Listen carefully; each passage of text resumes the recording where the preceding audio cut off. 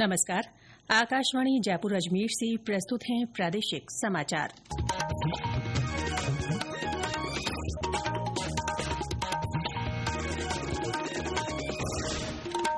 मुख्य समाचार। प्रधानमंत्री नरेंद्र मोदी 5 देशों की यात्रा के दूसरे चरण में आज त्रिनिदाद और टोबैगो पहुंचेंगे। मुख्यमंत्री भजनलाल शर्मा ने कहा, शेखावाटी अंचल की हवेलियों के संरक्षण और जीर्णोद्धार के लिए जरूरत पड़ने पर अधिनियम लाया जाएगा। संसद का मानसून सत्र 21 जुलाई से राष्ट्रपति द्रौपदी मुर्मू ने सत्र के प्रस्ताव को मंजूरी दी।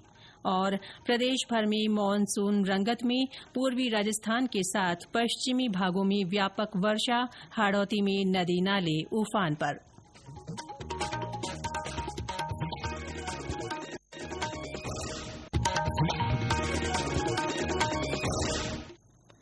समाचारों के साथ मैं रितिका गुप्ता और अब समाचार विस्तार से। प्रधानमंत्री नरेंद्र मोदी 5 देशों की यात्रा के दूसरे चरण में आज रात त्रिनिदाद और टोबैगो पहुंचेंगे। वे वहां के राष्ट्रपति क्रिस्टिने कार्ला कांगलू और प्रधानमंत्री कमला प्रसाद बिसेसर के साथ द्विपक्षीय बातचीत करेंगे और संबंधों को मजबूत करने पर विचार विमर्श करेंगे। प्रधानमंत्री की ये यात्रा ऐतिहासिक है क्योंकि त्रिनिदाद और टोबैगो में भारतीय प्रवासियों के आगमन का ये 180वां साल है। गौरतलब है कि ये कैरिबियाई देश अपनी प्राकृतिक संपदा और सुंदर समुद्री तटों के लिए जाना जाता है। यहाँ बड़ी संख्या में भारतीय मूल के लोग रहते हैं। इससे पहले प्रधानमंत्री मोदी कल रात घाना के आकरा पहुंचे। घाना के राष्ट्रपति जॉन ड्रोमनी महामा ने हवाई अड्डे पर श्री मोदी का औपचारिक स्वागत किया और उन्हें गार्ड ऑफ ऑनर सहित 21 तोपों की सलामी दी गई। बाद में दोनों नेताओं ने सीमित और प्रतिनिधि मंडल स्तर की वार्ता की। बातचीत के बाद संयुक्त बयान में श्री मोदी ने घोषणा की कि उन्होंने भारत घाना भागीदारी को व्यापक भागीदारी का रूप देने का फैसला किया है। हमारा द्विपक्षीय व्यापार $3 बिलियन पार कर चुका है। भारतीय कंपनियों ने लगभग 900 प्रोजेक्ट्स में लगभग $2 बिलियन का निवेश किया। आज हमने आपसी व्यापार को अगले 5 वर्षों में दोगुना करने का लक्ष्य निर्धारित किया है। सूचना और प्रसारण मंत्री अश्विनी वैष्णव आज नई दिल्ली में broadcast and media technology BES expo 2025 से संबंधित 29वें अंतर्राष्ट्रीय सम्मेलन और प्रदर्शनी का उद्घाटन करेंगे। इस वर्ष के सम्मेलन का विषय है AI के माध्यम से मीडिया परिदृश्य में परिवर्तन, सृजन, सहयोग और मुद्रीकरण। 3 दिन के इस सम्मेलन में जाने माने प्रसारणकर्ता, मीडिया क्षेत्र के पेशेवर और देश विदेश के वक्ता व्याख्यान देंगे और अत्याधुनिक प्रसारण विषयों पर विचार विमर्श करेंगे।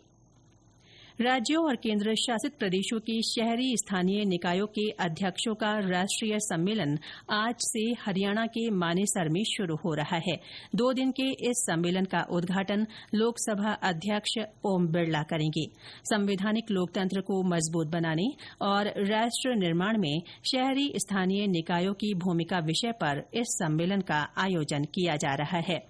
सम्मेलन का उद्देश्य देश में बढ़ते शहरीकरण में स्थानीय निकायों की भूमिका पर चर्चा करना है। मुख्यमंत्री भजनलाल शर्मा ने कहा है कि राज्य सरकार प्रदेश की विरासत, पर्यटन और कला संस्कृति को बढ़ावा देने के लिए प्रतिबद्ध है। उन्होंने कहा कि प्रदेश में शेखावाटी अंचल की हवेलियों के संरक्षण और जीर्णोद्धार के लिए जरूरत पड़ने पर अधिनियम लाया जाएगा। मुख्यमंत्री ने पर्यटन, कला और संस्कृति विभाग के प्रमुख शासन सचिव को शेखावाटी की सभी 662 हेरिटेज हवेलियों के संरक्षण और जीर्णोद्धार के काम को तत्परता से करने के निर्देश दिए। उन्होंने सीकर, झुंझुनू और चूरू जिला कलेक्टरों को ऐतिहासिक इमारतों के संरक्षण के लिए CSR से भी सहयोग लेने को कहा। ये समाचार आकाशवाणी जयपुर अजमेर से प्रसारित किए जा रहे हैं। प्रादेशिक समाचार बुलेटिन आप हमारे x handle @AIRnews_Jaipur, YouTube channel Rajasthan AIR news और फेसबुक AIR न्यूज राजस्थान पर भी सुन सकते हैं। इसके साथ ही आप हमारी वेबसाइट newsonair.gov.in पर भी समाचार सुन सकते हैं और संबंधित फोटो तथा वीडियो देख सकते हैं।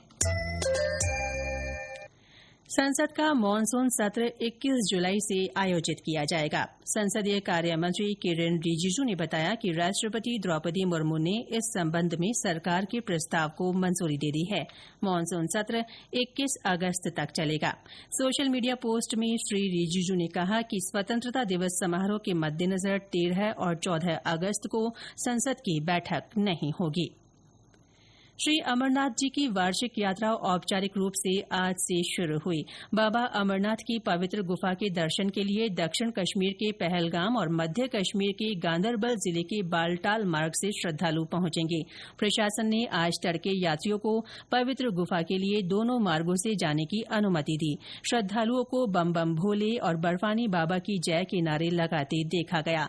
स्थानीय लोगों, नागरिक समाज के सदस्यों और जिला प्रशासन ने श्रद्धालुओं का भव्य स्वागत किया। प्रदेश भर में मानसून अपनी पूरी रंगत में है।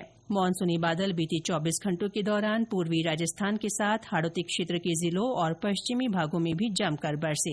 हाड़ौती में लगातार हो रही बारिश से नदी नाले उफान पर आ गए हैं। कोटा में कई गांवों का संपर्क कट गया है। जिले में कई जगह जल भराव की स्थिति उत्पन्न हो गई है।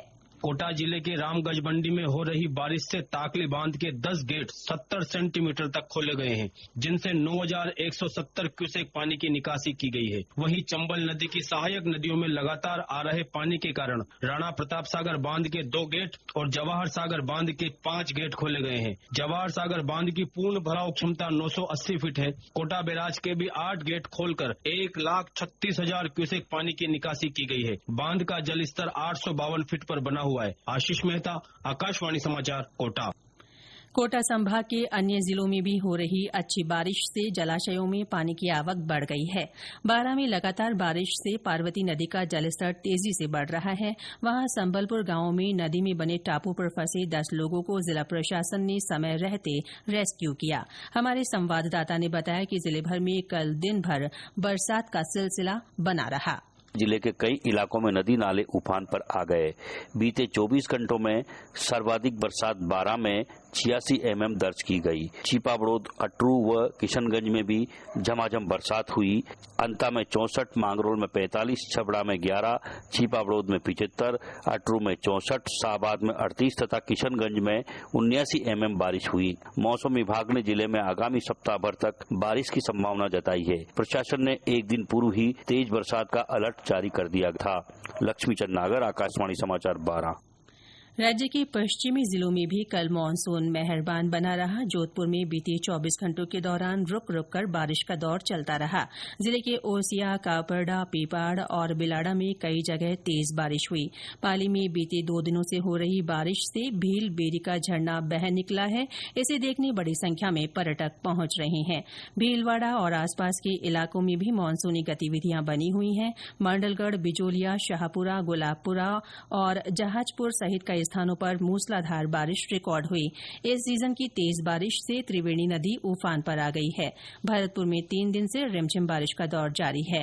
मौसम केंद्र जयपुर ने टोंक, सवाईमाधोपुर, झुंझुनू और सीकर जिलों के लिए आज बारिश का ऑरेंज अलर्ट जारी किया है। वहीं जयपुर, भरतपुर, पाली, जालौर, सिरोही, बाड़मेर, अलवर, कोटा, बारां और उदयपुर जिलों के लिए येलो अलर्ट दिया गया है। शिक्षा विभाग ने प्रदेश के 970 महात्मा गांधी इंग्लिश मीडियम स्कूलों में विज्ञान संकाय के 4 विषय फिजिक्स, केमिस्ट्री, मैथमेटिक्स और बायोलॉजी खोलने के आदेश जारी किए हैं।